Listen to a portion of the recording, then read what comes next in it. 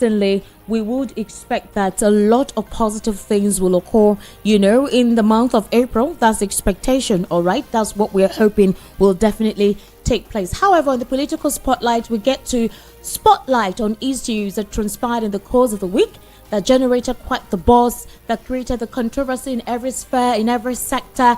And of course, we will now eventually get to hear from our analysts, who will help us share their thoughts and give us their own perspective, give us their own experiences on the issues that will be raised out here. Now, I want you to also bear in mind that the political spotlight, no sentiment entailed at all.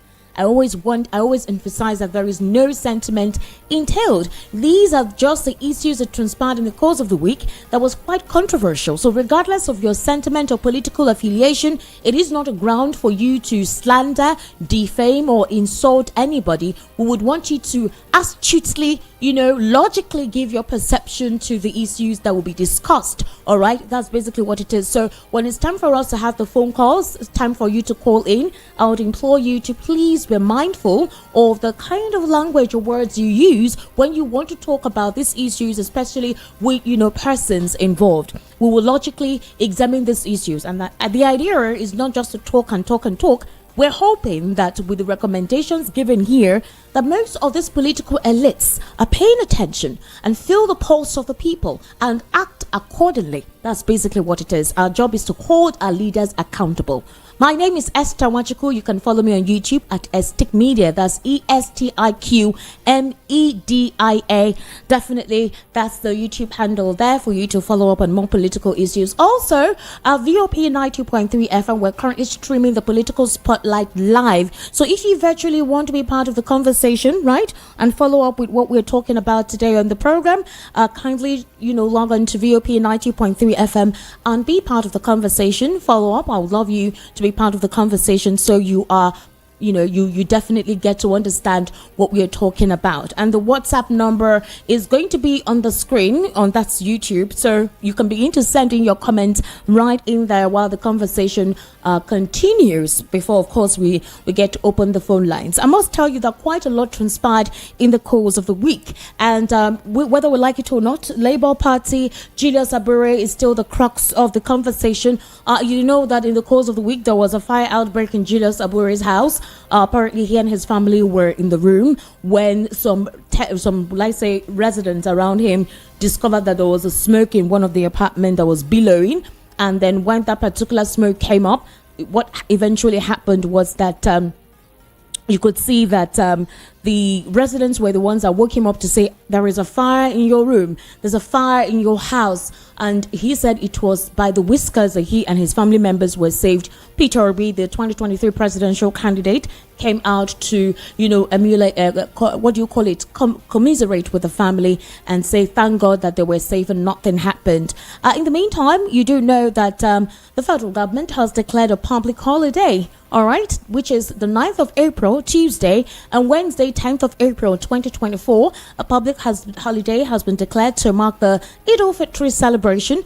This announcement was made by the Minister of Interior, Dr. Olubumitunji Ojo. That's his name, Olubumitunji Ojo. He was the one who disclosed this in a statement that was signed by the Permanent Secretary of the Ministry, whose name is Aishatu Indayako.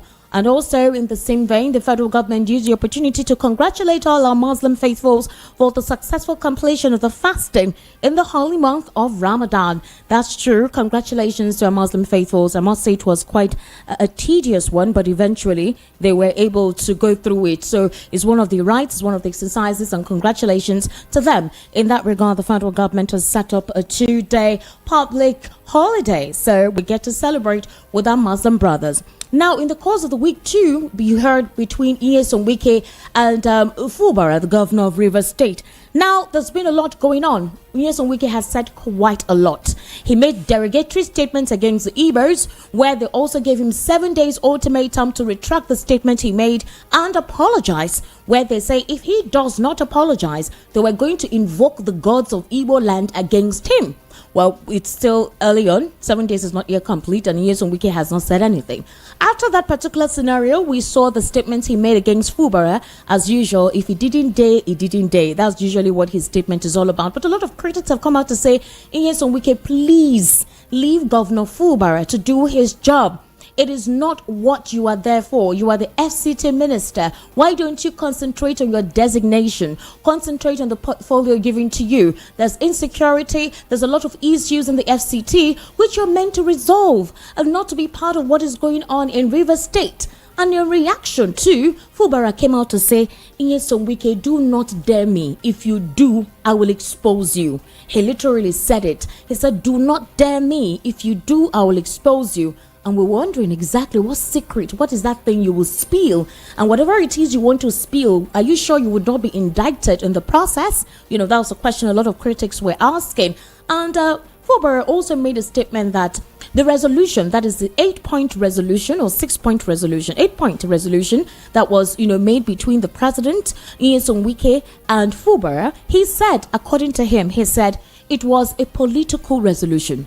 It was not a constitutional resolution. So the fact that he obeyed that resolution was because he needed to show respect to his elder. This time around, he's referring to President Bola Ahmed Tinubu as an elder, which is, of course, the normal thing that we do in this part of the world. That's one of our culture. Respect your elder in all front. And then the second thing he said, for the sake of peace. And since the president said, let's apply this for peace to reign, he said that he decided to go ahead with it. But that the resolution was not a constitutional one.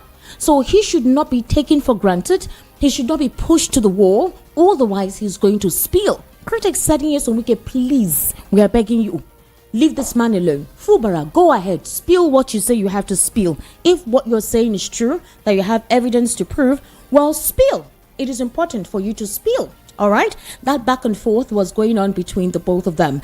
I would like us to take a listen, right, to a particular interview that was done by Dele Momodu 3 months ago regarding the imbroglio between Nyesom Wike and Fubara. And Dele Momodu did not mince words when he made some statements categorical, as regards to Nyesom Wike. In fact, I want you to listen to it. It was like he made a prediction of how things were in Rivers State. So I want us to kindly listen to what he has to say. This was 3 months ago, but it happens to be that this is exactly what is still transpiring in Rivers State. Let's take a listen to him.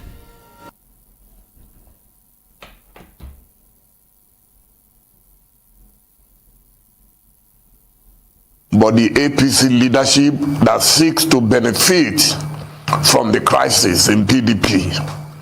I said it before, so it's not new. If I had the power, I would have fired Wike long ago. There is nothing to it for me, but the PDP leadership, but the APC leadership that seeks to benefit from the crisis in PDP. I said it before, so it's not new. If I had the power, I would have fired Wike long ago. There is nothing to it for me, but the PDP leadership must have their reason for keeping him to continue to trouble the party. Anyone who knows Wike very well knows that he wants to eat his cake and have it at the same time. Wike wants to have one leg in APC, another leg in PDP. There is no doubt that Wike is still nursing his presidential ambition, and he wants to use the Tinubu template, if possible, plus the Donald Trump template, which is by being tempestuous, harass everybody, bully everyone into submission. And Nigeria allows it.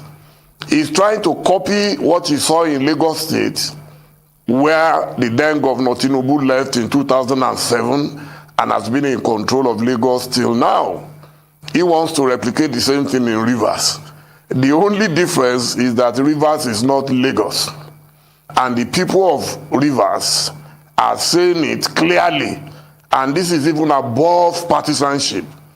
APC, PDP, everyone, Labour Party, everyone in Rivers right now wants only one thing: to rescue their state from a charging bull, a man who feels that is the sole owner of Rivers State, not just PDP. Wike believes that no other person should have a say about what happens in Rivers. And I'm a student of history. I know that when a man, whether you are a tyrant, dictator, or whatever nomenclature you want to use, gets to that level, people are going to resist you. The day you call a man a slave, the man will react. And that is what I think Sim Fubara, the governor of Rivers, has done. Anyone who knows this man will know that he is the most perfect gentleman you would ever know. I used to do a few media things with Wike, and I have seen Sim Fubara at work. Very diligent, very respectful, very obedient. So it is surprising that within 6 months, the house seems to have collapsed on both Wike and Fubara. And when you talk about intervention from the presidency, yes, it is the right of every president to maintain peace, law, and order. But what I did not see in President Tinubu a few days ago was a fair-minded intervention. The intervention should have been for him to call Wike to order. There was no crisis in Rivers. Only one man is giving problems in Rivers, and that's Wike. Because Wike wants to be the maximum authority in Rivers. So I expected the president to call him, say, Oga, you were governor for 8 years. Now I've given you another sumptuous meal in Abuja. So why don't you just settle in Abuja and let the Rivers people take care of themselves? That is what I would expect ordinarily. But what did we see? They continue to pander to Wike as if he is the almighty God in Nigeria, just because he supported APC in the last election. Right. Well, look, can I just already court cases ongoing on the Rivers crisis. And so how does a president who is not a judge announce and give instructions? Some media describe it as directives, that all the commissioners who resigned should be taken back. Those commissioners in the first instance were all appointed by Wike for Fubara. Fubara was just a figurehead. Then those who voluntarily left the House of Assembly, 27 of them, we read that 2 of them ran back. Maybe when reality dawned on them, they ran back. So those 25, you say, take them back. Their salaries should be paid. Then the speaker, now there was a speaker and there is a speaker. So how does a president now intervene and say the speaker, who has already walked out of the assembly, should go back? How do you do that when it's a legal process? That's why I say it is absurd. And interestingly, as if by divine intervention, there was a speech by the former governor of Lagos State, a man that I respect so much, Mr. Babatunde Raji Fashola, SAN, that a president cannot intervene in a constitutional matter. And the case in Rivers is nothing but a constitutional matter. It has nothing to do with APC, with PDP. The thing is already in court.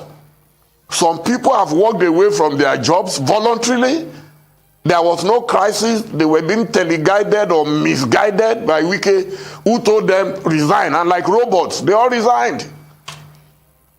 And that's the situation of Nigerian politics.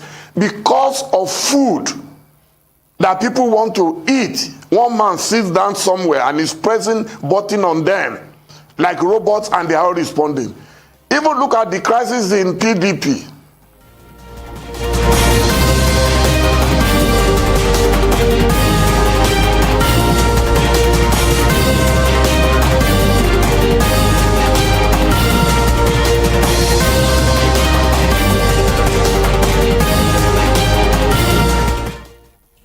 Yes, you just listened to Dele Momodu, all right, and you could actually hear his categorical statements concerning the situation between the FCT minister, Nyesom Wike, and Governor Fubara of Rivers. And just like Governor Fubara said, that the situation, that is the resolution that was made in Abuja, all right, at the time, the initial time, this imbroglio, this crisis kicked off between Sim and Nyesom Wike, said it was a political resolution and it was not a constitutional one. And this was Dele Momodu 3 months ago reiterating that the president actually from the onset was not meant to intervene. Now, a lot of critics believe that the president is in support of what Nyesom Wike is doing because of the fact that the first time he intervened, most of the resolution that was made was in favor of the FCT minister Nyesom Wike. There was no vacuum or space or bridge given or an extension given to Sim Fubara, all right? And so a lot of people feel that for this thing to continue,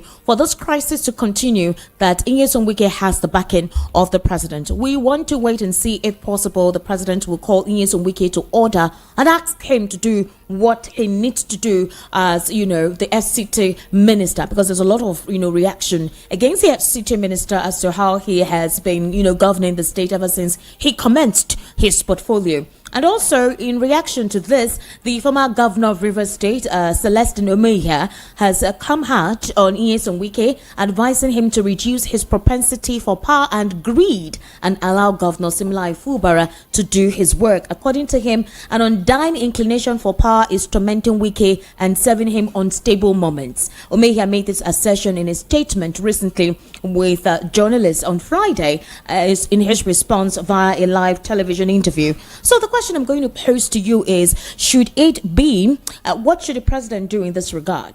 And the other question is, where is the PDP in all of this imbroglio? Why are they silent? When will they intervene? When will they do something as soon as possible to quell the ongoing crux, between Nyesom Wike and Governor Similai Fubara of Rivers State, because it has taken too long, and a lot of Nigerians actually not happy with the situation. It's creating a setback, for the governance in Rivers State, and there's quite a lot actually going on. Now let's head on to a particular statement of the fact that already some political maneuvering, strategic political maneuvering has commenced. All right. Again, whether we like it or not, 2027 seems to be the ultimate goal. It seems to be the center of what a lot of these politicians are working ahead of. Now, for the Labour Party, that is the presidential candidate of the Labour Party in 2023, Peter Obi, he seems to be at a crossroad. Why I am saying so is this. Now, the crisis within the Labour Party, the NLC, all right, and some stakeholders are saying that Julius Aburi must resign, that it is important for Julius Aburi to resign for any activity within the Labour Party to progress. Now, you recall that during the convention, Peter Obi, that is a presidential candidate, distanced himself. According to Peter Obi, he said he spoke, all right, to Julius Aburi to let the relevant stakeholders do something, organize this thing properly. But it seems his advice wasn't listened to, and so he distanced himself. I also want you to recall that INEC too distanced themselves because they said the convention didn't follow due protocol, because ideally you need 21 days to notify INEC for a convention, and journalists were also bad, and that was what made the Board of Trustees take charge of the activities within the Labour Party. Now, the NLC has come out to tell Peter Obi that if he so wishes to distance himself, or if he so wishes to leave the Labour Party, that he is free. And a lot of critics say that Peter Obi is the one that made the Labour Party popular. Right? Peter Obi literally is this, what I say, the factor that makes the Labour Party as a party relevant. So if he steps out of that political party, what happens to Labour Party? All right? Critics have also asked Peter Obi that this particular imbroglio within the Labour Party would not be a good light. It would not illuminate positively on his political career if he indeed intends to run in 2027. Well, Peter Obi came out on parallel facts to dissuade and, quell that particular apprehension, in the camp of his supporters, that they should not worry, he's still a member of the Labour Party. But what happens to Julius Aburi? Should he continue with Julius Aburi? Should he continue to recognize him? Others feel that because of the situation, the quagmire with Julius Aburi, that Peter Obi has, stepped a little bit aside, possibly because the Obedience do not want him to be attached or to be stained with whatever is going on within the political party. Well, let's look at the situation whereby, because of the dissatisfaction with President Tinubu's administration, it has fueled discussions among unseen power brokers who are now considering a joint presidential ticket which will feature Peter Obi and Nasir El-Rufai. Now, these unseen power brokers, I already told you that political strategy and machinations are already in the work ahead of 2027. They are considering Peter Obi and El-Rufai's ticket to challenge Tinubu in 2027, with the 2027 presidential elections looming on the horizon, where ambitions collide and alliances shift like desert sands. Now, a new political narrative has emerged. Power brokers in the north are reportedly mulling over a strategic alliance to unseat President Bola Ahmed Tinubu. Now, according to some insider sources based on this report here, the dissatisfaction with President Tinubu's administration has fueled discussions among unseen power brokers who are considering that joint, presidential ticket. Now, the rationale behind this proposed alliance stems from a belief among the power brokers that Peter Obi, the former governor of Anambra State, renowned for his widespread appeal and political strength across various regions of Nigeria, including the southeast, southwest, south, and parts of the north central. And because of this, El-Rufai's reach too in the core northern state, because of this particular affiliation they have, they feel that it would be sufficient for them to, partner and have a strong alliance and a strong opposition against the APC in 2027. Northern power brokers are teaming up to stop President Tinubu. El-Rufai is also, it indicated to say he joins the race for the mega party formation, as plots are already ongoing to see how that collaboration can commence. And then, of course, the question is, will this be allowed? Will the obedience want that affiliation to take place between these two persons, El-Rufai, controversial El-Rufai, and Peter Obi? Also, a lot of people are asking questions that if these power brokers indeed feel that the alliance will be strong, is it a thing that Peter Obi would consider? I don't know if you remember when Pat Utomi said that there are discussions for a mega party to be formed, and the mega party then at the time was between the New Nigeria People's Party and of course the New Nigeria People's Party as well as the Labour Party. But the question is, will a lot of their supporters be in favor of this? That's the thing. A lot of these particular actors, these political actors and their followers, will they be in support of this collaboration? Will they want to be part of it? I don't know if you understand what I'm trying to say. That's one of the situations to consider. And if we say that that is a strong strategy to commence between these two powerful individuals, then what happens to their respective parties? Does it mean there'll be a merge between these two political parties? Will there be a fresh political party to emerge to collaborate the formation of these two individuals to allow them, work together? That's another thing to, look into. That's an interesting one for us to mull over too at the same time. Now, there are also reports that as regards to 2027, again, this is the political spotlight, so we're trying to shed light on most of these issues. As regards to 2027, intel's coming from very highly impeccable sources indicating that Peter Obi is being asked to go for only one term by several key holders from across northern Nigeria to gain the bloc support in the region in 2027. Now, if it is anything to go by, a lot of people are wondering what does it mean? What does it stipulate? Now, you recall that during a space session hosted by, a budding online news platform, Parallel Facts, on X, formerly known as Twitter, Obi had thrown his weight behind the novel idea of rotating Nigeria's presidency among the 6 geopolitical zones for a single term of 5 years. And Peter is not the only person that has been, actually making that disclosure. A lot of political stalwarts too are saying the same thing. If it's possible to rotate this presidency by its various region, single term, then there's a possibility that what the insecurity we're experiencing, the amalgamation that a lot of people feel, the isolation that some ethnic groups feel will not be so, and maybe that way power cutting across several sectors will create a balance, and one would not know where one is facing. It's almost like restructuring.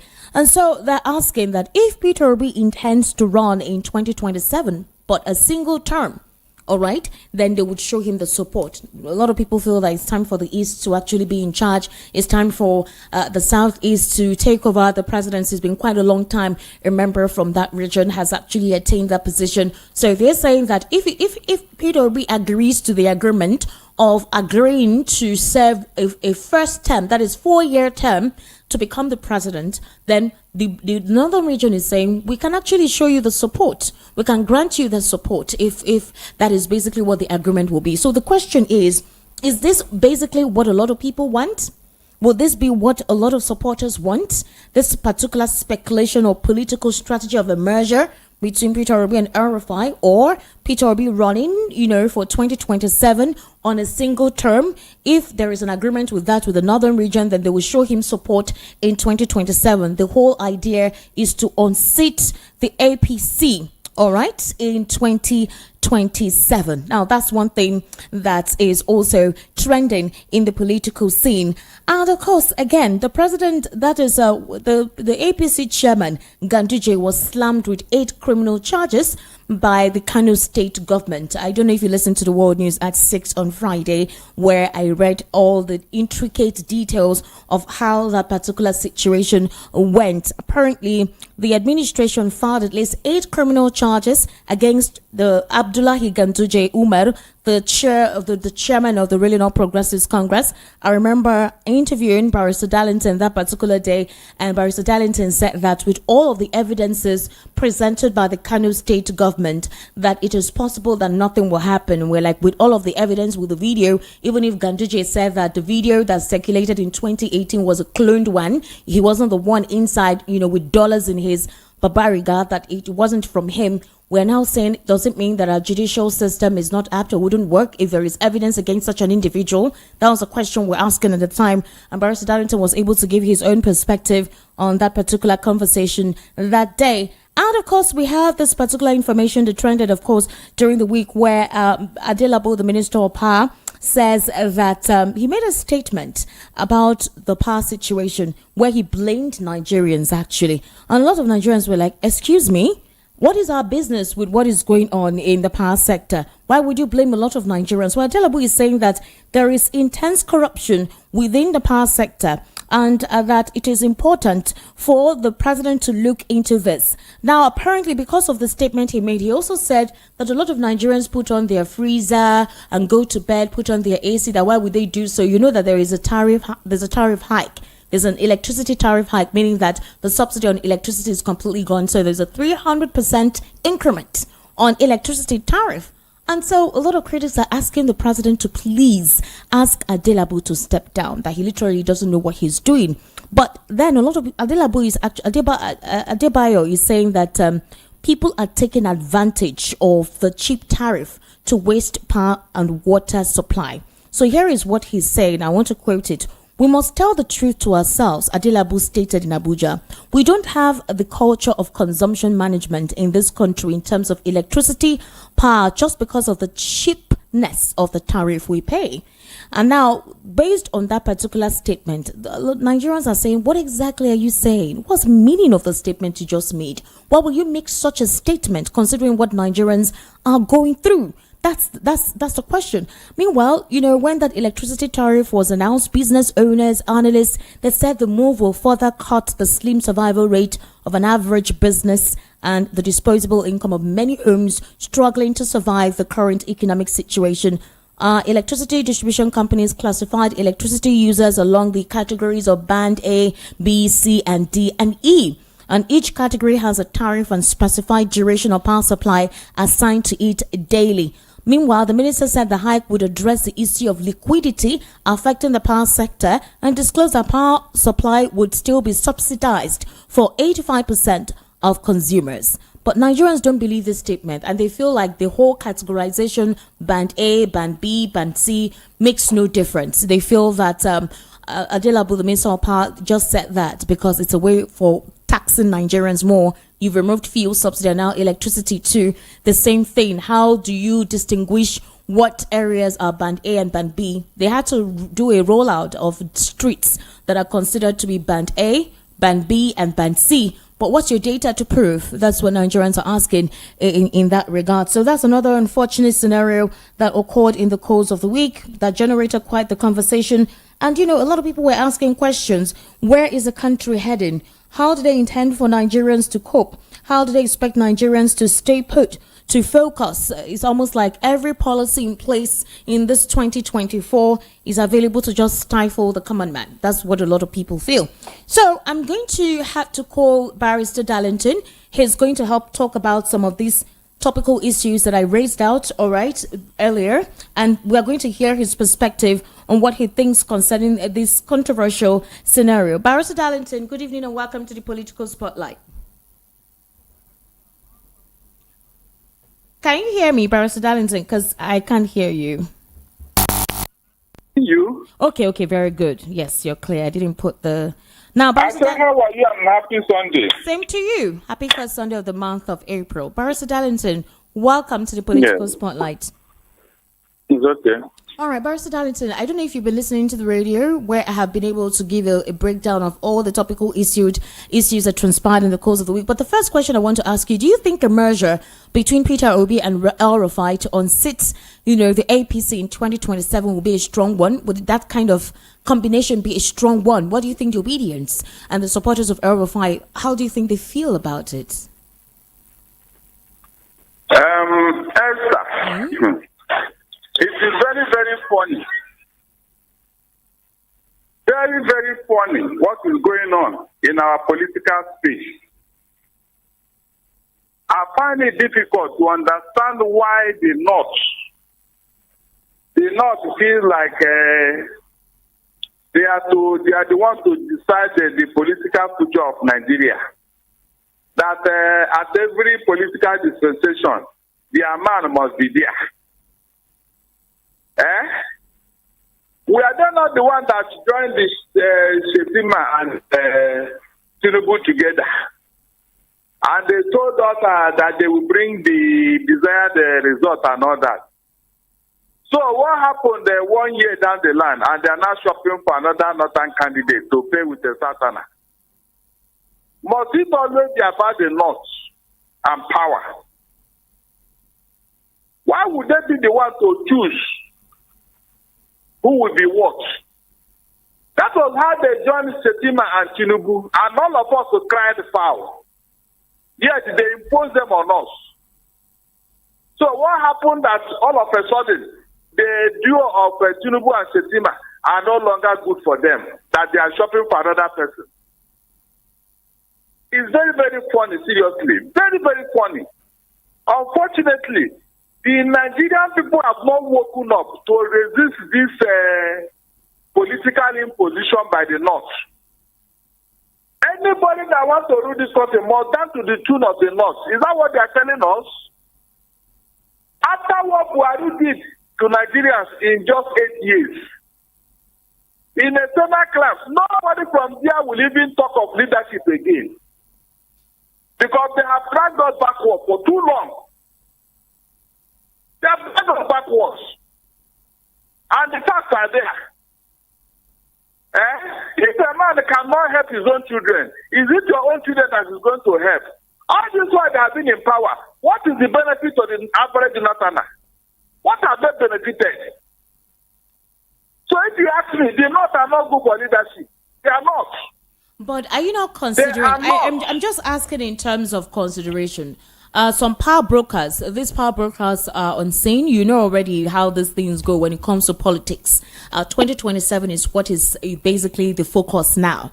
Even if the president has barely, completed his 1 year term, already political power brokers are now thinking and looking at who they consider will be strong, all right, against the APC. We've heard of mergers. We've heard of a mega party being formed. There have been several stories on it. But now this particular combination between Peter Obi and El-Rufai, and they feel like since Peter Obi is quite popular across several regions, from the fact that he's also from the southeast, being the fact that a lot of people feel that the Southeast should be in charge now. And then El-Rufai too, his controversial personality, former FCT minister, Kaduna State governor, that he has the experience and he's educated and exposed politically, that the power brokers feel their supporters, along with the Northern Bloc, supporting El-Rufai, and then, of course, the South is supporting Peter Obi. A combination of these supporters would give them the strength for 2027. So the question is, will their supporters go ahead with this, in as much as it's considered to be maybe an intelligent political strategy? Anything that has to do with El-Rufai is bad news. Elsa, quote me. The same security report that made Tinubu not to give him ministerial appointment, has he purged himself of them? All those things that made the security agent to bring a damning report about him, has El-Rufai, has he been born again? The power broker you are talking about, to go and check, it is El-Rufai and somebody in Daura. Because a few months ago, he traveled to that place and they held a meeting. I am suspecting that the outcome of that meeting is what El-Rufai is doing now. He even said that he's taking Tinubu to court and all that. Yes. I was going to ask you a question on that. Good. I just wanted you to respond so first. That will tell you that the guy is falling for war. And because he has the backing of some people, they are going to use him now to trouble the Tinubu's government because he was not given appointment. If you say they are going to use him, is he a child? Would it's when somebody makes themselves available to be used, that they'll be used? When you are saying power brokers, who are those people? They must project somebody now, and that person is El-Rufai, because there is an agenda, there is an agreement that Tinubu is not implementing. And that is what is annoying the northern elite. They thought that with Tinubu and Shetima, they will overrun the whole country. And then whenever he wants to eat, he will come and ask them, please, what will I eat today? Whenever he wants to make appointment, he will come and ask them, who should I appoint? Do you have anybody? Why not bring your son? So since Tinubu has not been doing that, they are not happy. So they want an El-Rufai. They want an El-Rufai who will do it the way they want. Not even thinking of the interest of the country. They are not interested in the development of this country. It's all about power. And they have not sat down to ask themselves, all this while we have been getting this power, what have we achieved? Buhari was there for 8 years, for God's sake. What is the Northerners benefit? What is Nigerians benefit? Nobody has asked this question. It's all about power. If they are very good in what they are asking for, we can tolerate them. But every time they come into governance, into leadership, Nigeria will go 10 years or even 50 years behind. And they are not even bothered about all this. El-Rufai ran Kaduna. He ran Kaduna in a way that Kaduna became the hotbed of terrorism.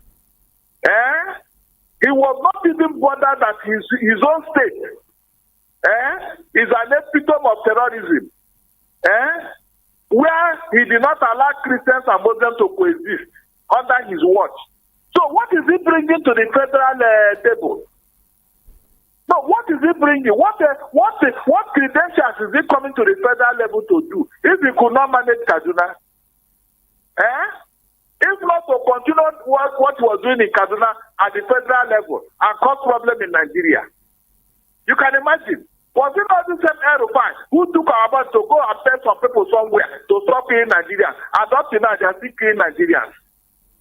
So what is that thing that El-Rufai that they want to project it, if not to continue the same agenda that we have been crying out? The northern elite, they don't mean well for this country. The way they are going about this, they don't mean well. Seriously, they don't. Tinubu is just 1 year in office. Buhari was there for 8 years. What was the Buhari's scorecard? What was his record? As to say that Tinubu has done worse things than Buhari. So anything that has to do with the Santana, the North don't want to hear about it. Hence, I am telling you authoritatively, if these people have their way, nobody from here will become the president of this country, whether you are from the Southwest or South or Southeast. The North don't want to hear anything about you. And they want a united country. What kind of thing is this? Under 1 year, they are shopping for replacement. Barrister Darlington. Buhari was dealing with everybody here. Did he not to come out to say we want a replacement for Buhari? No, did any of them come out and do what they are doing now to Tinubu? I thought Tinubu said that his political whatever success will come from the north. He can see it now. I told him that, look, I know these people like the back of my hand. Tinubu, no matter what you do to your concubine son, he will never call you his father. No matter how friendly you are with a northerner, when he comes to power, he will jettison you. Abiola suffered it. Awolowo suffered it. They will still do it to you. I said it in that studio. And it's going to happen. That is it. They asked the wise one, how many times will something happen to you before you will learn? He said no, he will not even wait for anything to happen to him. He will use what happened to others to learn a lesson. Abiola, in fact, the northern elite, nobody from the south here can garner the type of loss Abiola has in the north. Abiola was so generous with the northern that when the election was conducted, he even beat it over in his Kano state, in his Kano local government. Yes, at the end of the day, what happened? Hold on, what happened? It's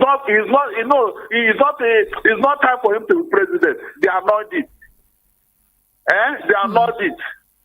Wow. And you think they're going to pamper you and then help you to succeed in your government. They just kept you there as a cashier. Well, you know what a cashier does? He collects money and hands over to somebody. Like I said, these are power brokers who are already making strategic machinations, strategic connections ahead of 2027, all right? And again, we don't know what's going to happen between now and that time. A lot will actually change in the political landscape with, what we're already currently experiencing. The president may just be biding his time. We don't know what other plans he has up his sleeves. And you can never tell. The APC are quite, they understand the business. They begin to understand the business of politics. So you can never tell what will transpire between now and then. But Peter Obi has come out to say again, dismissing the rumors of his imminent departure from the Labour Party. I told you with what is going on with Julius Abure, critics are asking Peter Obi to distance himself. And of course, it seems the party is unorganized. So if they're saying, if this party is unorganized, how do you intend to run with this party in 2027? Okay. And he declared that he is not in any way desperate to be Nigeria's president at any point in his life.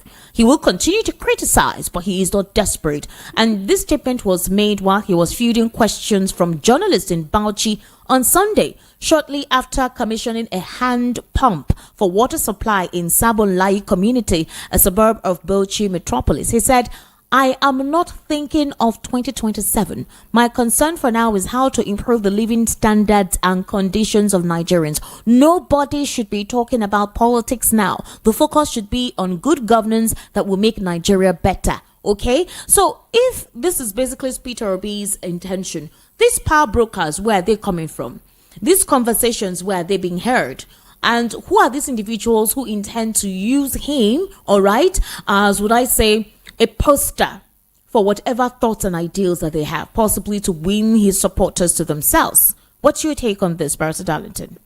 The power brokers are real. Esther, quote me, they are real.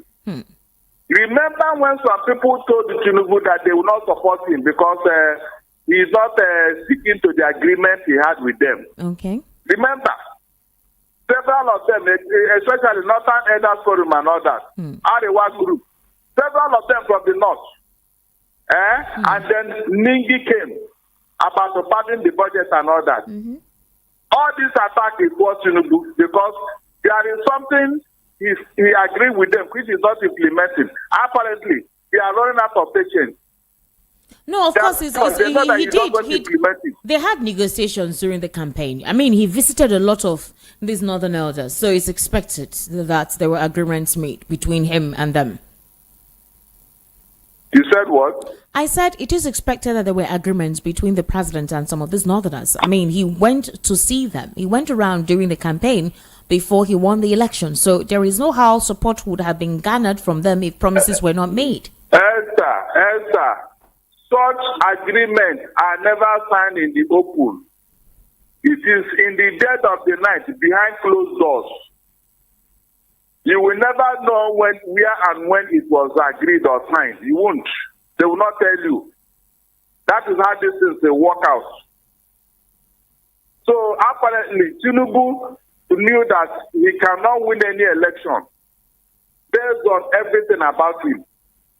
And said you have to enter into this alliance. I told you from day one that Tinubu will be fighting for political survival.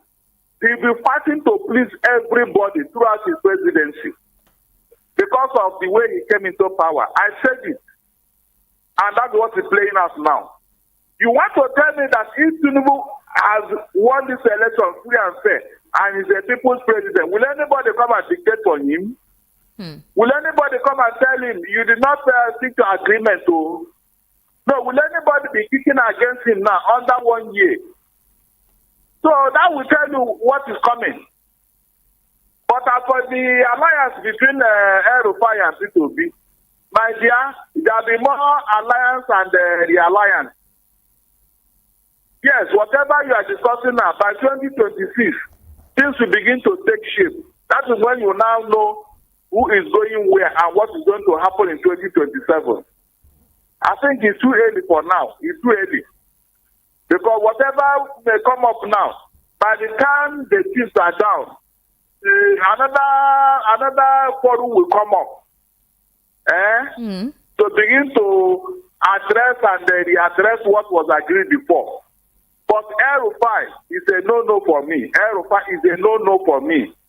If the northern elites are projecting him, then it means that there is something they want him to come and do in government. He's not the best person for now. Nigeria is already going through a tense situation. El-Rufai, everybody knows him, and this is a Muslim whatever. He is carrying it on his head. If he comes into governance, what is the guarantee that he will not start to champion all the same thing he was doing in Kaduna? That caused a lot of problem there. Is the problem in Kaduna now? The evil foundation he left there is still growing. Okay. And you want him to come to federal level and continue from there. Is that what you want us to believe? What is that thing that makes El-Rufai the right person? If not for this the same agenda we have been crying about. So he's not the right person, no. All right, Barrister Darlington, before we open the phone lines, let's look at the power situation.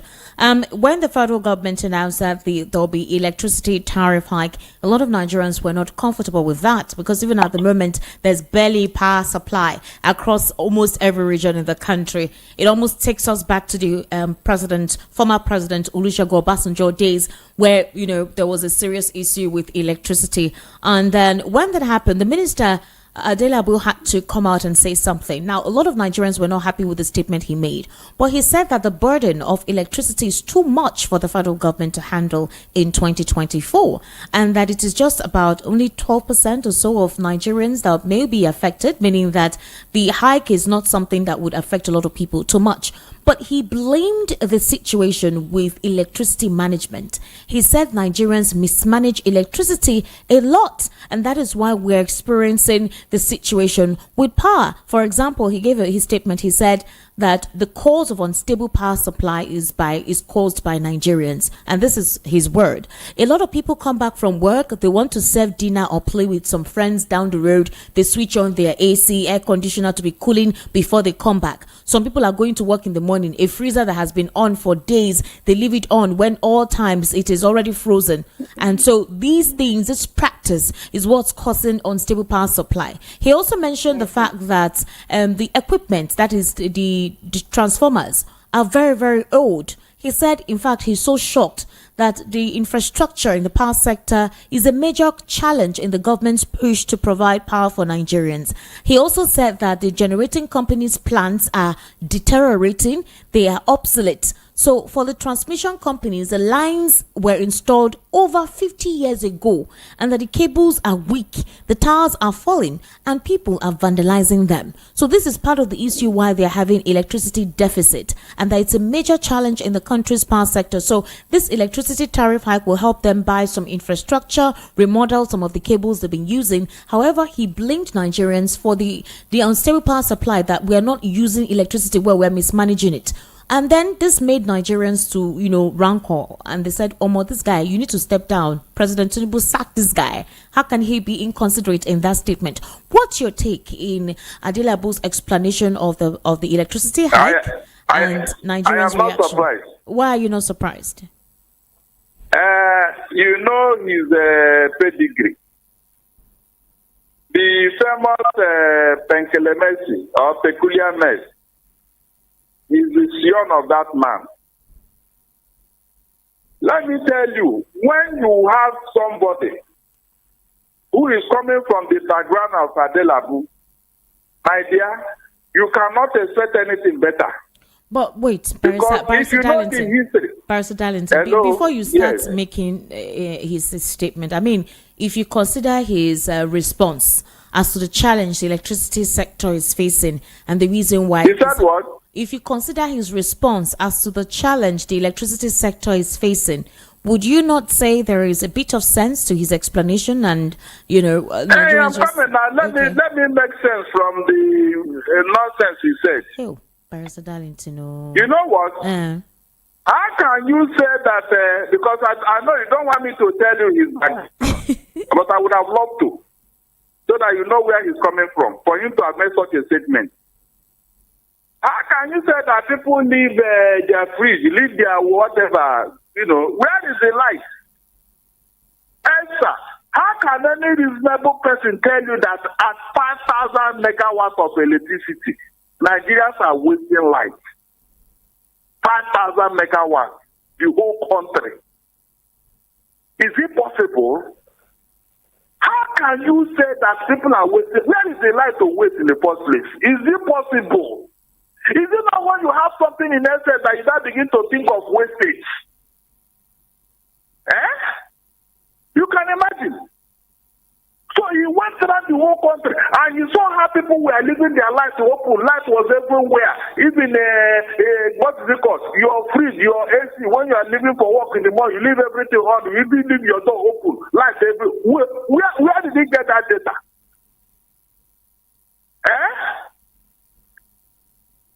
You know, during the politics of Wild West, Adelabu, he was trying to mock Awolowo because they said Awolowo went to school. Do you know how he now mocked him? He said, look, if Awolowo went to school, why is it not his name not Mbadiwe? Owudiwe or Azikiwe. You know, these names ended with Iwe, and the way in Yoruba is education or school or book. That was how Adelabu described it. So when you have a son who is saying this type of thing, Esther, can you link what I'm saying now? There are other things about him. Peculiar mess, you call it Penkelemesi. So when a man is talking, I don't even know what he has to do with the power that the Tinubu has to appoint him. I don't know what he has to do with power. But let me ask you, under his words, look at what is going on. And he said the obsolete. Instead of him to think of how to grow the megawatts we have, at least grow it up to 10, 20, 30,000 megawatts. Mention every country in the whole world that is the size of Nigeria that is having that kind of embarrassing megawatts of electricity. I mean, embarrassing.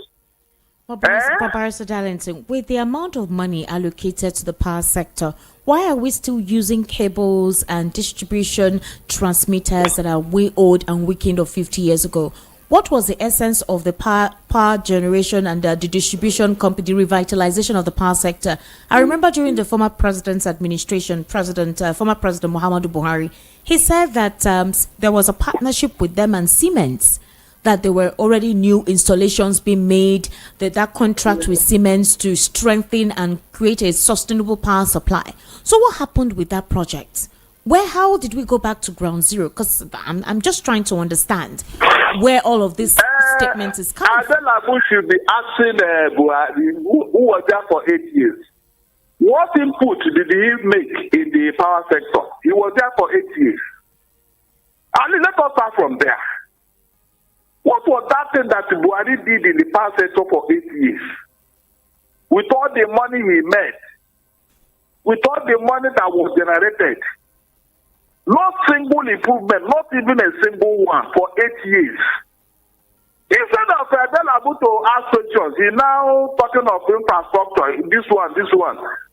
This party that was there for 8 years, going to 9 years now, what have they done?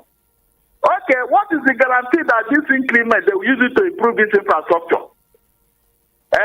That's the same thing they did in the oil. Hold on. No, I said that's a fair question. How do we know Good. Use money when they remove fuel subsidy, did they not tell you that with the money they are going to do this, they are going to do that, they are going to do this? Answer. Almost 1 year down the line. Tell me, is there any improvement anywhere? No, Nigerians, I don't know why Nigerians are not asking questions. It's so annoying. All the things the Tinubu told us that he will use the fuel subsidy removal to do, has he done any of them? Where is the money going to? Bottomless pit. This other one they're talking about now, they said is 15% out of the 100% people that are using light. Okay, what is the guarantee that you are going to collect data, you are going to monitor, and know and make sure that the right records are put in place? Where is the record? Where is the data? Do you have any scientific method of checking this? The answer is no. Before you know it, everybody, you and I, will be in that band A. Meanwhile, there is no light. I can quote myself or anywhere. There will be no light. As long as the infrastructure has not been improved, this money, they will just collect it and eat it. Because the infrastructure for supplying light is not there. You cannot give what you don't have. So telling me they will use the money to do this. The one they told us before, what have they done with it? At least if they have done anything, we say, okay, let us give them another chance. Whenever they want to take money from you and I, they will find one excuse or the other. Is there any way to make sure that these people that will pay 225 naira per kilowatt, that they will be captured? Is there any way to do that? The answer is no. Then you mean every morning I will sit down in the house and be calculating when I had light, when I do not have light.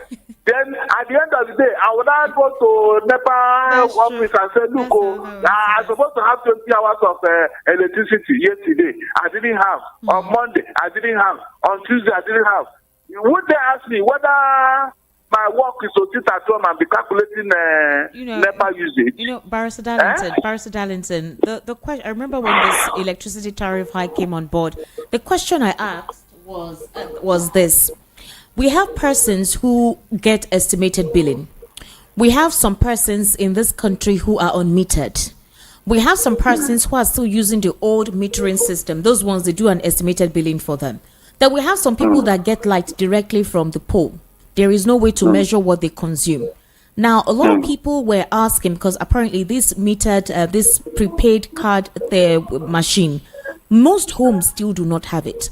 The state government said it was supposed to be something free. Later, people started paying for it. Some people paid, and up to now, they've not gotten that prepaid meter. They've not gotten that meter that you use. You have to buy the unit and insert.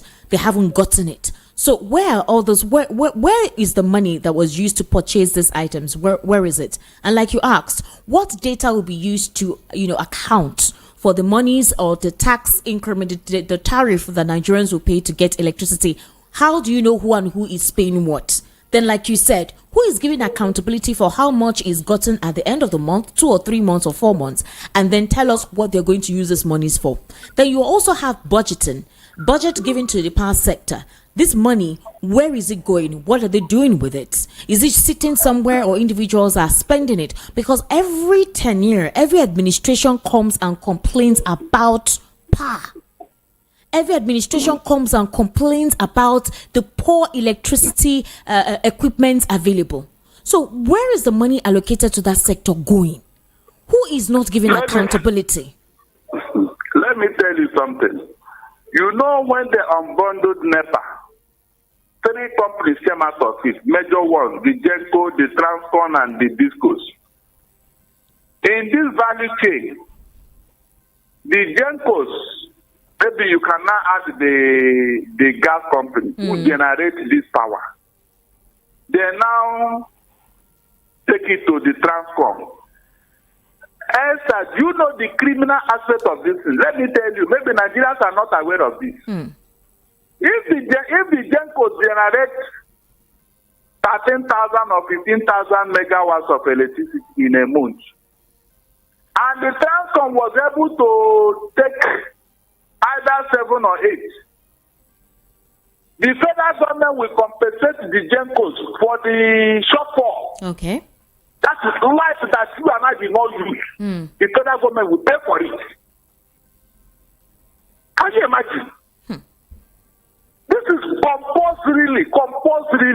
They must pay for that life. That's the power they generated, which we are not able to evacuate. Then when the little man gets to the discos, those ones are the retailers who bring it to our homes. The Transcom will now impose their own tax on the discos. Can you imagine? Not caring that, look, this power they collected is not even enough to go around the whole country. They will still impose, then the discos will now come and then pop it up, and you and I will be paying for it. That is where all these criminal charges are coming from. If you go and look at your prepaid meter receipts, listen very well, you will only see the amount you pay. Yes. The unit charge will never be there. To tell you that this increment has been going on underground, but nobody wants to own up. Go and check your prepaid meter receipt. They will calculate the VAT, calculate this, calculate that, calculate that. But unit per cost, you will never see it. Like how much you paid for a unit of electricity, you will not see it in that receipt. For you to know how much you are paying, but you will see the total amount you went to go and pay. That was it. And then that receipt, Esther, listen very well. That receipt does not last for 2 weeks. It will fade away. Everything will fade away. I want to get a complaint to Alausa over that thing. I said, come, when you were using paper, analog, those NEPA receipts we are using in the 80s, 90s, and all of them are still intact. You can see the figures. How come this your digital whatever? Under 2 weeks, everything will fade away. Esther, nobody answered me. I am telling you, nobody answered me. To tell you the criminality involved in this, it is the same thing they did in the oil sector, where you and I are subsidizing for corruption. They have brought it to the power sector. Subsidizing for corruption. Wow, that's it. This thing they are telling you now, they are going to say, who did the data, who did the research to tell us that Nigeria is subsidizing the electricity by 2.something trillion naira? Please, who used this light that you are subsidizing at 2.something trillion naira? Who used the light? Somebody just came down. Somebody just sat down and decided that government is owing so amount. They should be paying us every month. Meanwhile, who are the owners of this generating company? The three of them, Nigerians, corrupt Nigerians, who don't even know anything about electricity. They don't know anything about electricity. They don't buy this company for buying sake. And then every month, government will be siphoning money to them, giving them money for services not rendered. Can you imagine? How can they come and tell me that government is subsidizing the electricity, but where is the electricity for you to subsidize? That's the question. Is it this 5,000 megawatts that there is no light anywhere? So what are you subsidizing? This is pure corruption. But Barrister Darlington, finally, before I let you go, in European countries or countries outside the sphere, like what Adeliabo was saying concerning the mismanagement of power by Nigerians, that they use power anyhow without making considerations. Outside this country, let's say in the UK or the US, if you're stepping out or even while you're in the house, you turn off your lights, your bulb. If you're in any room and you're not using any utility there, you turn it off. If also you're going out because you have constant power supply and you're leaving the house, your freezer, especially because it consumes a lot, is turned off. And when you return, you can put it back on because you have stable power supply.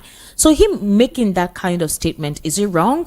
Or is it because of the fact that even the electricity is unstable here? And so you asking Nigerians to take off their freezer, to turn it off, or their AC to turn it off before they return, it's because they want their freezers to be completely cold because of the unstable power supply. I mean, what's your take? Please, do you have any form of reasoning to that? What he's saying, even though such a thing happens, they are insignificant.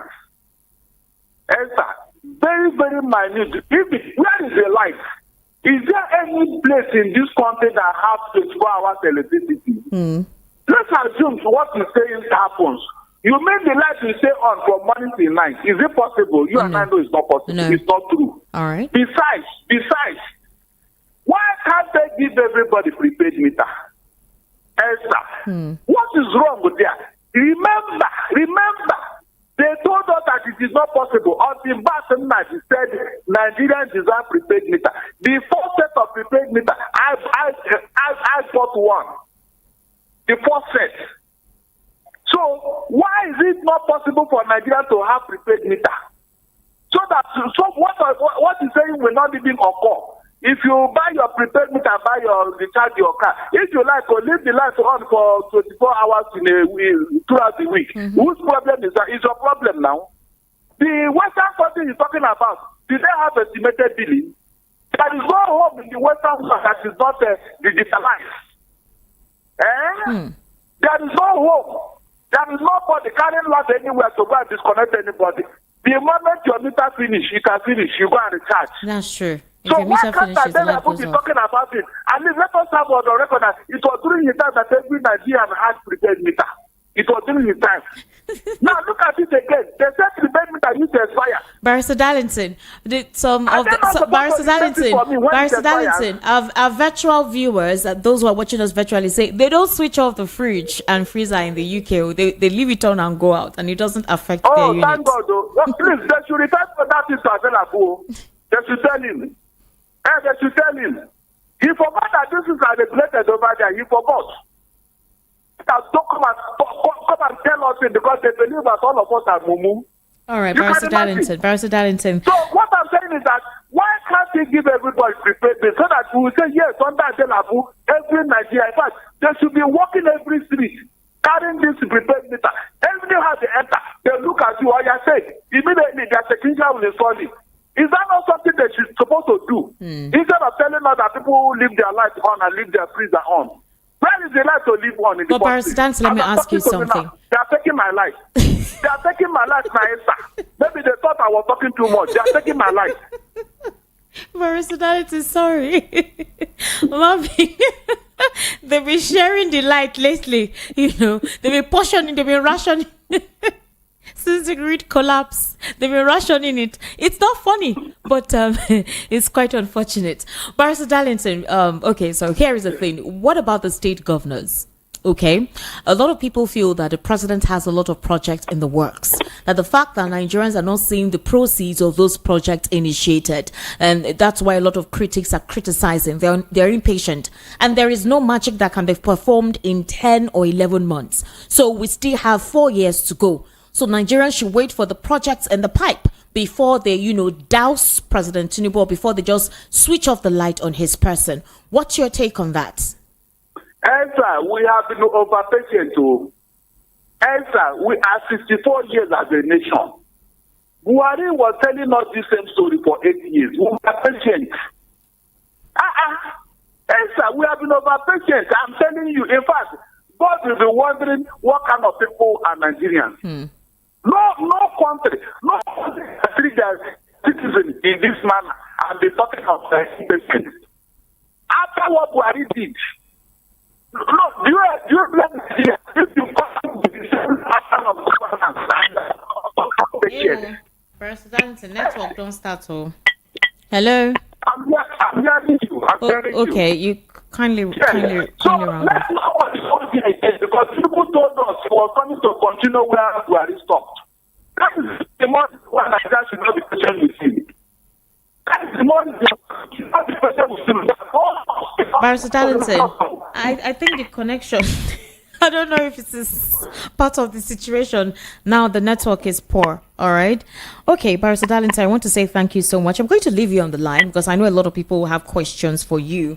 All right. I'm going to leave you on the line. Hopefully it will get clearer. But we need to take some calls, read some WhatsApp messages, get some reactions from Nigerians. Remember that it's a conversation we're having here.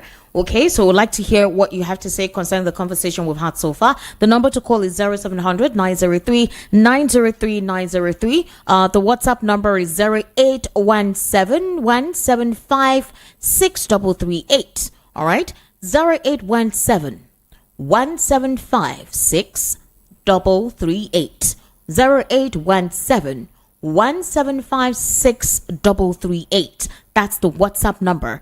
And again, the number to call 0700 903 903 903.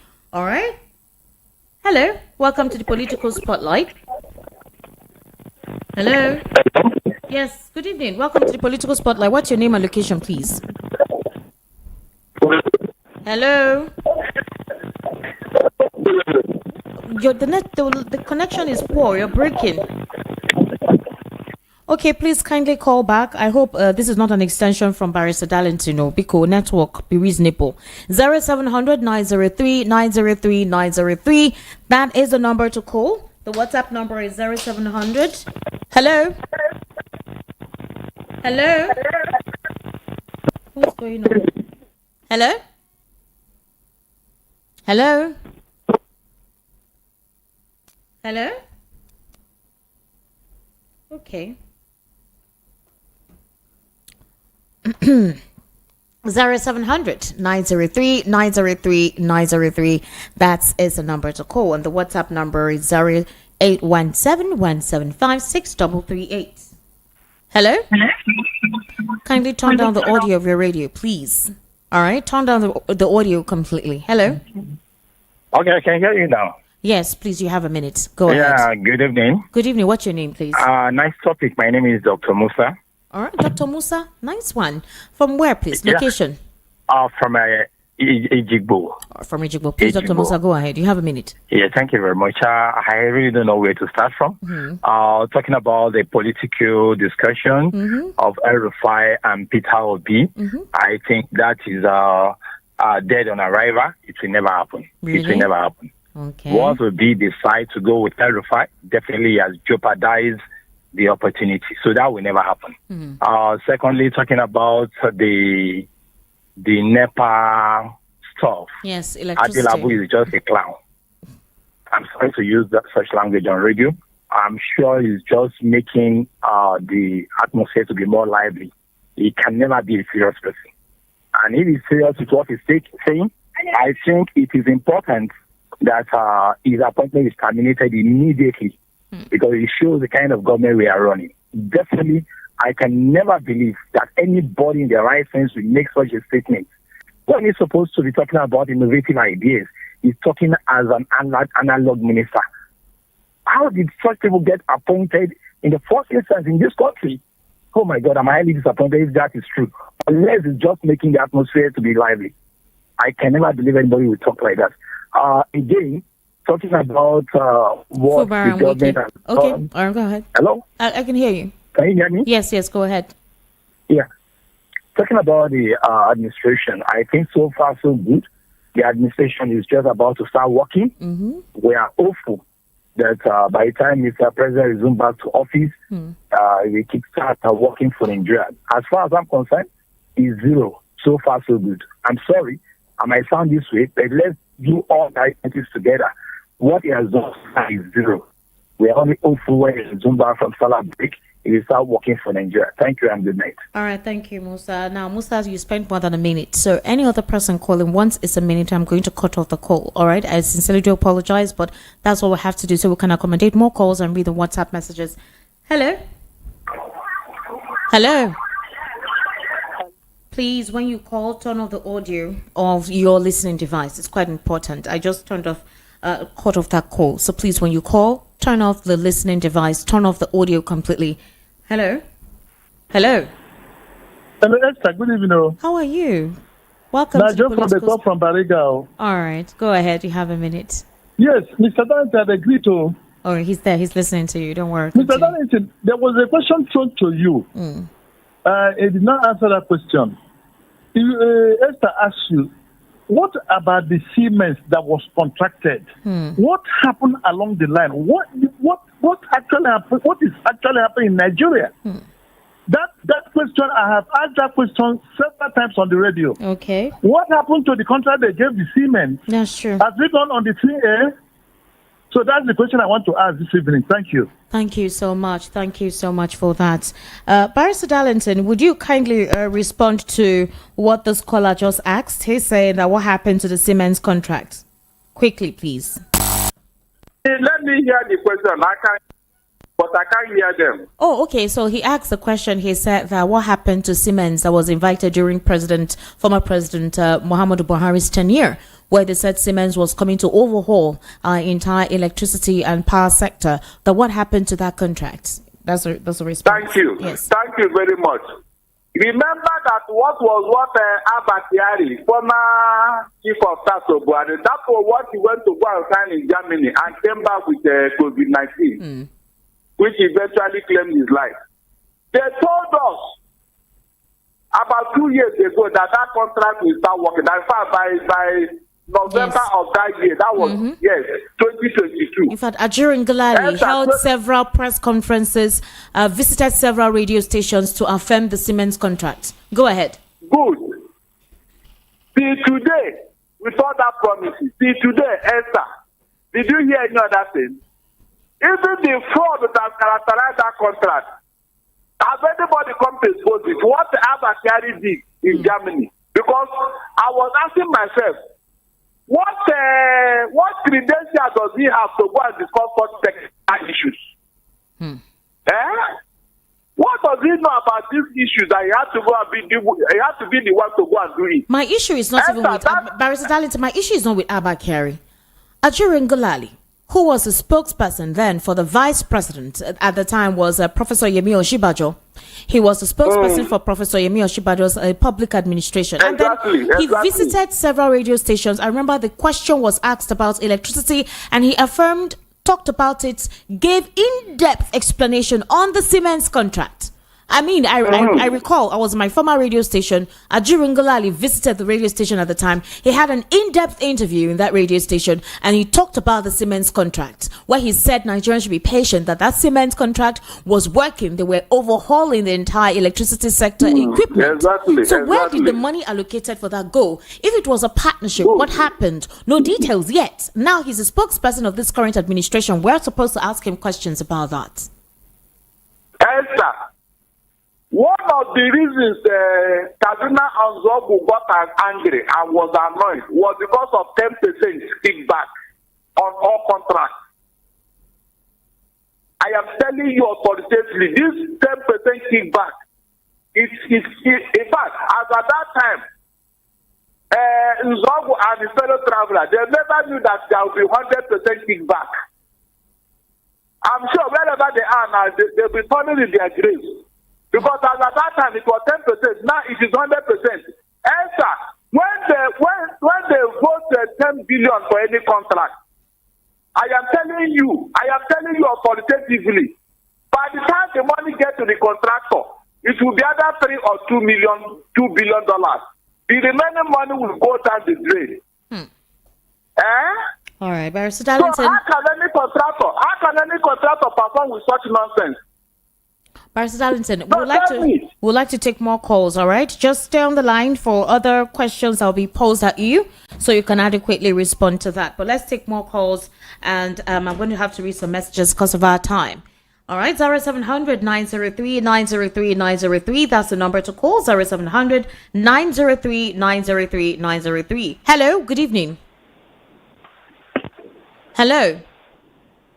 Hello? Yes, good evening. Name and location, please. You have a minute. From Ejigbo. What's your name from Ejigbo? Remigius. All right, please go ahead. A minute you have. Please, I may not speaking to concern what is happening there. I'm only praying for Darlington and Wachuku. All right. Can I go on? Yes, go on, please. Go on. My prayers to them is that the God will guide them. Amen. By saying the truth, what is happening in society. Two of them, Darlington and Nwachukwu, I've been following the program all along. All right. So my prayer that God will guide them. Thank As you. them are telling the truth, what is happening in country. That Thank you. nothing will happen to them. Thank you so much. All right. Let me stop here. All right, thank you. Thank you so much for that. God bless you. 0700 903 903 903. That's the number to call. So I want to read out some messages now. 0700 903 903 903. Hello. Hello. Esther, I want you to good evening. Good evening. Welcome to the Political Spotlight. Name and location, please. Happy Sunday to you. Same to you. This is Mr. Yes. This is Mr. Monday from Adebe. All right, Mr. Monday, please go ahead. When you say the truth will set you free. You will continue to be saying the truth. Okay. Because you are in bondage of darkness all over the country. And the thing is worse in this tenor of Jagabanism. I'm telling you, it's very, very crucial and very worse. Look at how available this is the man that came, that is the chairman in 9 years, 8 years during the time of Buhari. The president is supposed to look into it and remove that man and make another person who will deliver this job, who will put us in life. All over. So, I always remember that everybody is crying about this life. And you know about telling that if you are a government, you have to live the life, you have to live your freedom. That is what he's trying to say. All right. It's only the government that will benefit. All right, It's only thank you. the government that will benefit.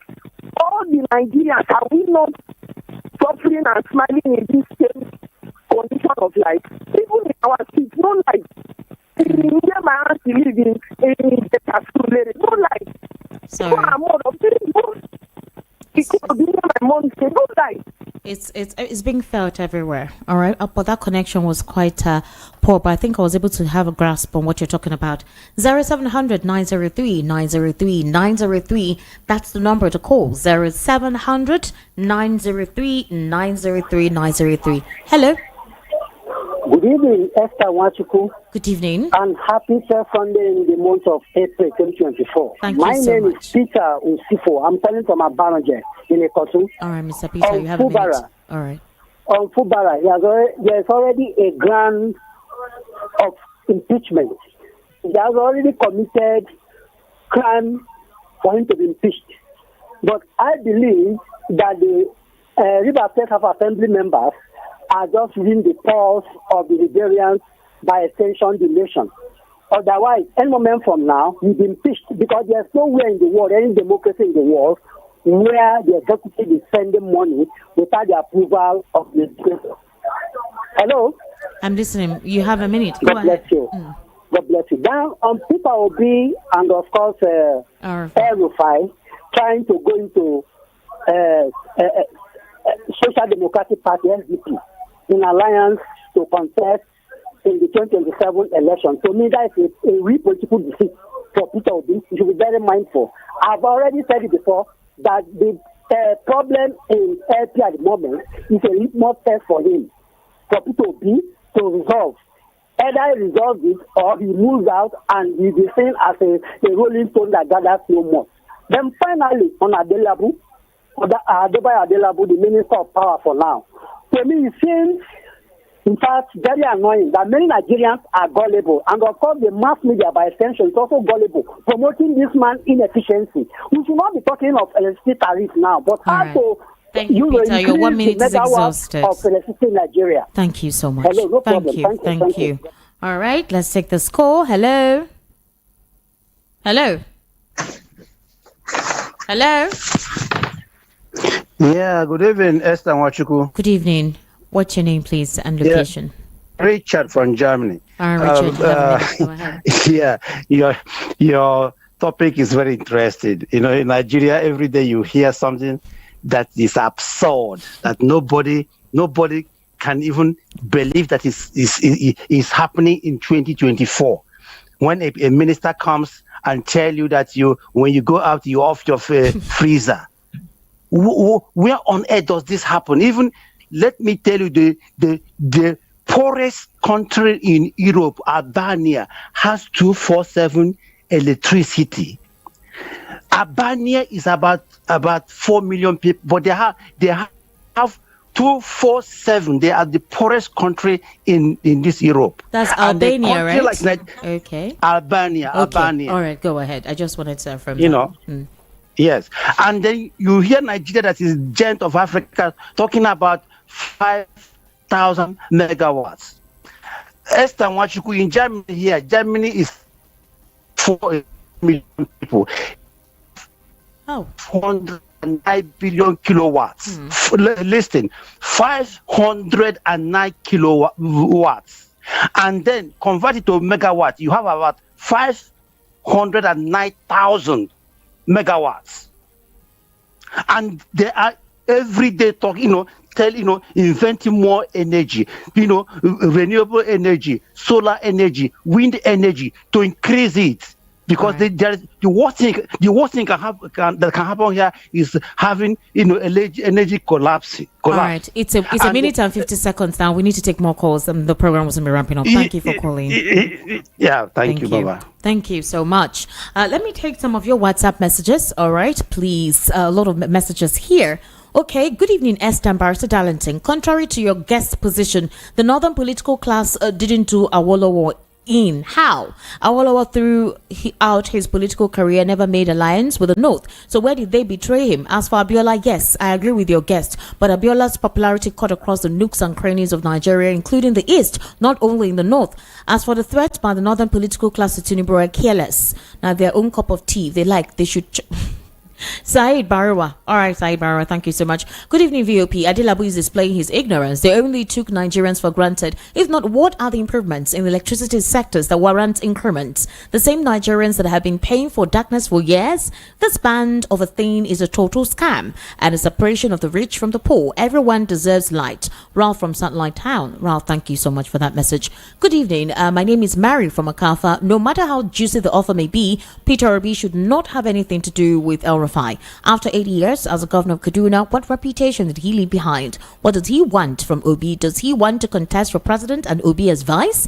By the way, has he moved away from APC? Please, he should go and rest. At what age does a civil servant retire? Then why is it that all these grandfathers are clamoring for power when they're supposed to be retired? As for electricity, the man there should change those equipments that are affecting power supply. If he cannot fix them, then he should step down and stop blowing unprofitable grammar.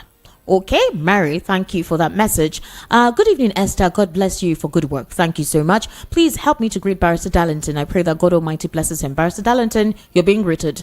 Adilabu does not know anything about the position the APC had given to him. As far as electricity distribution is concerned, there is nothing like band A, B, C, etc. How can he be blaming Nigerians for using the light they paid for to run their refrigeration or their refrigerator as they like? Does that surprise? Is that a big surprise? Is this his problem? This is David from Ikorodu. David, thank you so much. Good evening, Esther and Olga Darlington. Esther, please, the minister that is helping us to complain about how we are wasting the light we prepaid for or forgot their prepaid meter, to the extent that he helped us to increase the price just for us to know how to manage our own prepaid light in Okwa. He might not know the meaning of prepaid. Thank God for Mr. Darlington. Maybe they'll bring our light as they've taken that of Mr. Darlington.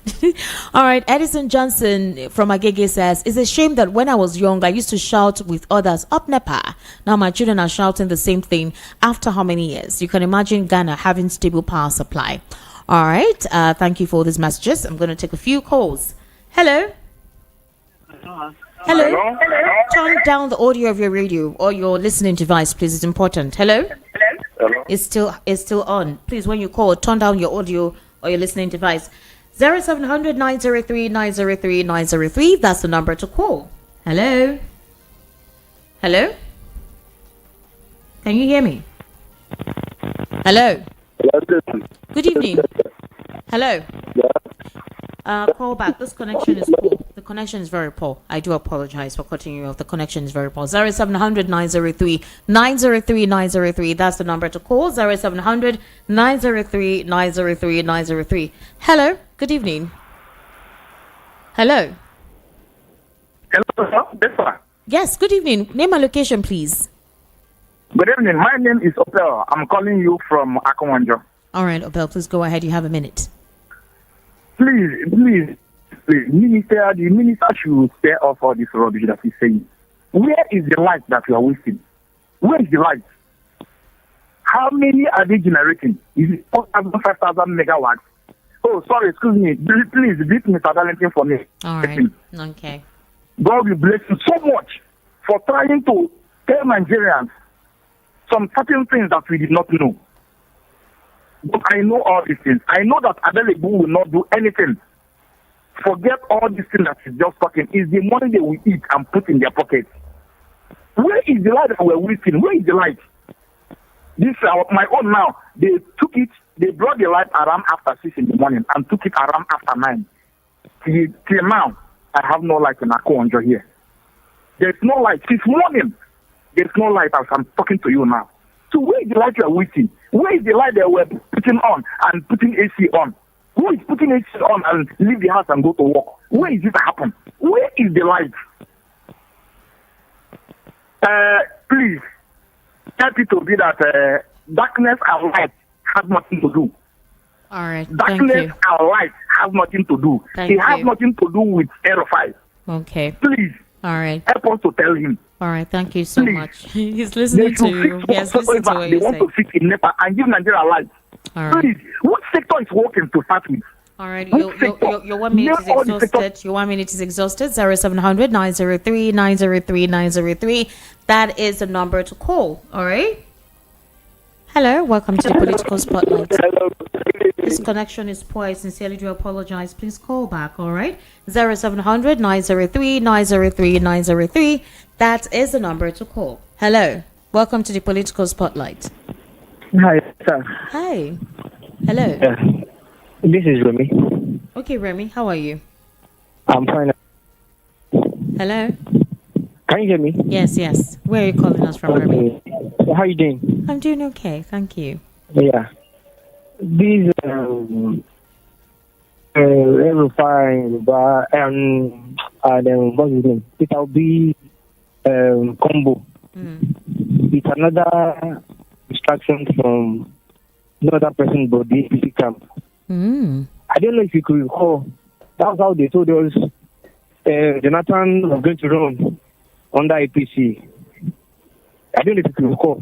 We dealt with that till the 11th hour, only for us to see that there was nothing of such. Even Jonathan himself denied it. So I think what you media need to do is reach out to Obi. Obi has debunked it. I read it. If you're listening, he's during in Bauchi today, where he commissioned a borehole there, and he was also able to celebrate with the Muslim faithfuls there.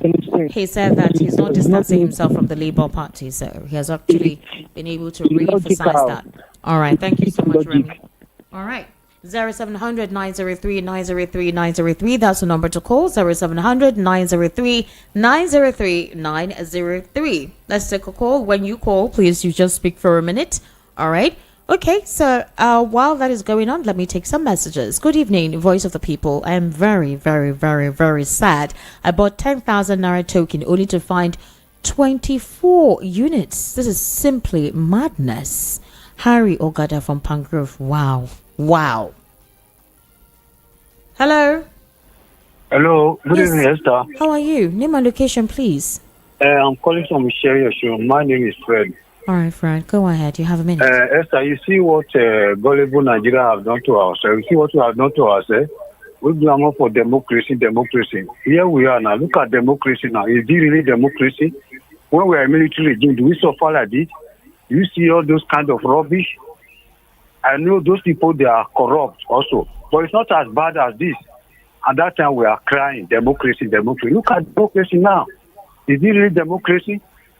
Just tell me, is it democracy? Democracy of looting public funds, rigging election, perverting justice? Is that what you call democracy in Nigeria? I'm sorry for Nigeria. It's only God that will get us out of this mess. I just pray for Nigeria. Nigeria will get into extinction. Thank you. Thank you. Nigeria will not get into extinction in Jesus' name. That's a prayer. We will continue to succeed. We will excel because we are ordained to excel. Let me read this message. Our leaders should stop talking as if they don't travel outside Nigeria. Sometimes our leaders compare Nigeria with other countries wrongfully. Adilabu should check all the power infrastructures nationwide and see that they are all dead and not good for use. Infrastructure, vandalism. Where is infrastructure to vandalize, I beg? Jemara from Agbara. All right, Jemara, thank you so much. 0700 903 903 903. That is the number to call. Hello. Hello. Hello. Hello. Hello. You're in a very noisy environment. Can you kindly call back when you're somewhere that we can hear you adequately? 0700 903 903 903. That's the number to call. Hello. Hello. Hello. Hello, you are live. Good evening. Good evening. Name and location, please. You have a minute. Good evening. I can hear you. Good evening. Name and location, please. Debode Victor from 36 Summer Avenue. All right, go ahead. Welcome. My contribution is that Peter Obi should not, and he should not try to match with whatever man you call him now. He shouldn't. I'm appealing to him. Come 2027, God will take control. And concerning the NEPA issue, we pray that everything will go down because the condition we are is terrible and we cannot continue in that situation, which is very, very, very terrible. So these are my contributions. All right, thank you. All right, thank you so much. 0700 903 903 903. We'll take one more call and possibly hear from Barrister Darlington's final take on the conversation we've had so far and then wrap up. Hello. Hello. 0700 903 903 903. That's the number to call. Hello. Hello. Hello, you are live. Good evening. Yes, good evening. Name and location, please. Good evening. This is AY from Kotu.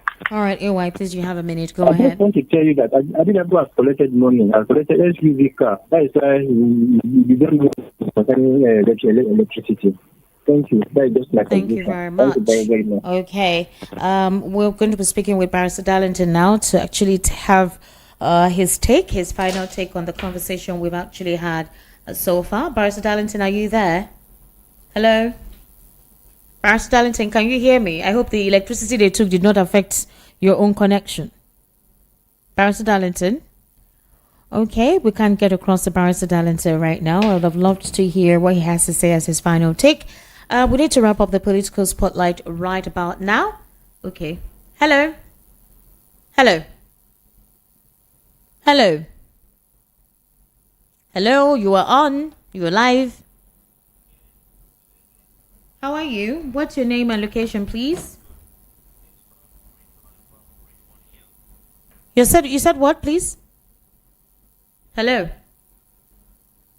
Hello? Hello? Hello?